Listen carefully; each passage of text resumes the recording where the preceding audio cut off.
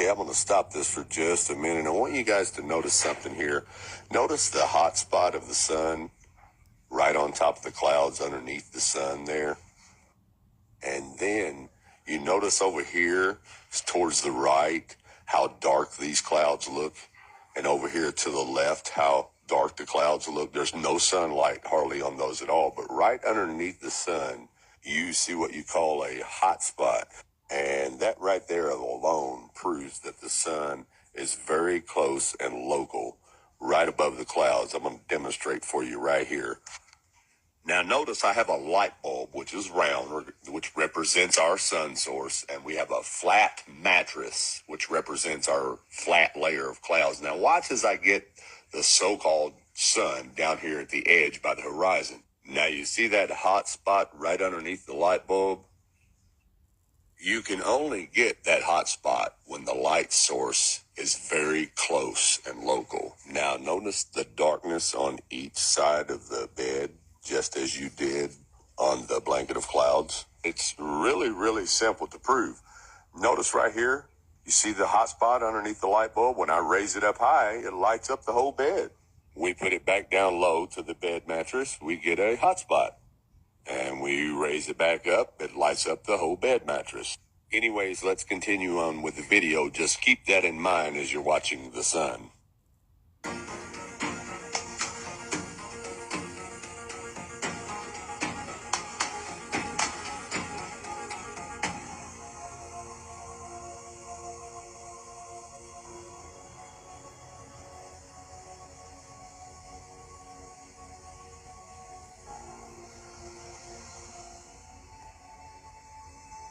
Now, I want you to pay attention to these couple stars right here to the right of the screen. And remembering that the sun is supposed to be traveling in a straight line through the universe at 600,000 something miles per hour. Now, watch to the right as these stars zoom past us, okay? Remembering that the sun is traveling in a straight line through the universe, supposedly. We just left those stars behind, right? We're traveling in a straight line, which means we shouldn't be turning around and coming back there if we're following the sun, okay? Now, pretending we're on a ball. I'm saying pretending we're on a ball. But yet, you'll see those same stars again tomorrow. But we traveling in a straight path, according to this sun that we're following. No, you're not. You're following the sun over some flat clouds on a flat earth. Now remember, on a flat earth, we're following the sun west, so that means it should always be turning just a little bit to the right of you as you're flying behind it, chasing it. That is why you keep seeing this cameraman turn the camera to the right. See, he's flying according to the compass, but the sun is making a circuit. That's why you keep seeing it go to the right. He has to adjust the camera and the aircraft to the right. Now, if you were flying east, like we're going to do in the next chapter, you would constantly be turning the camera to the left. And look at that beautiful hot spot right over the top of those clouds. The horizon is the same all the way across. If the sun were 93 million miles out in space, all these clouds would have the same amount of light on them, but they don't. It only lights up the clouds that's right underneath it, and you can see it right there.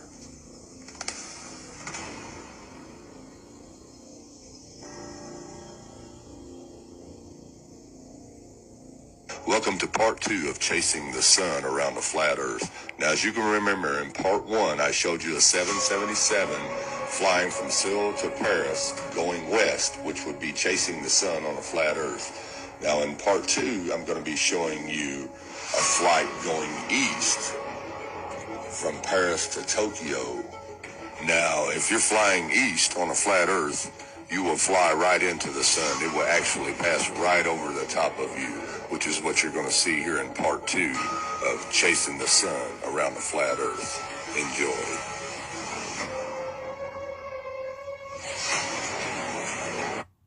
Now notice here, going east, we have the same thing going on with the sun coming at us. See the hot spot underneath it on the clouds?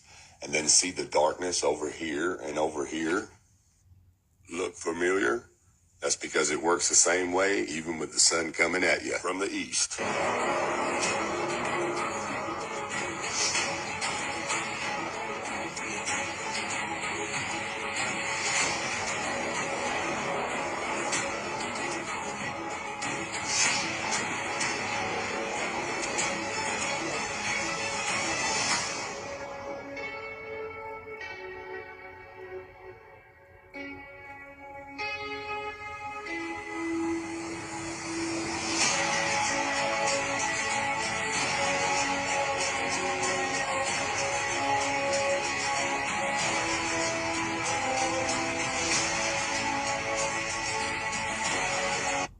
Now, notice once again, the hot spot of the sun is right here in the middle, right underneath it. And once again, over here on the sides, it's still dark because the sun is right over these clouds, right underneath it. And the sun is going to pass right over your head right here.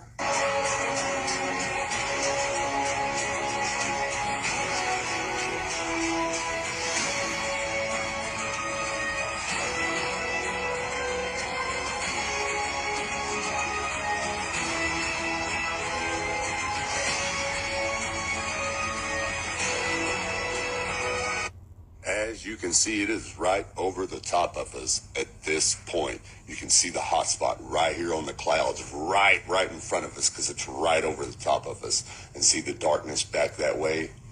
The sun is right above us right here. And that is impossible on a spinning ball.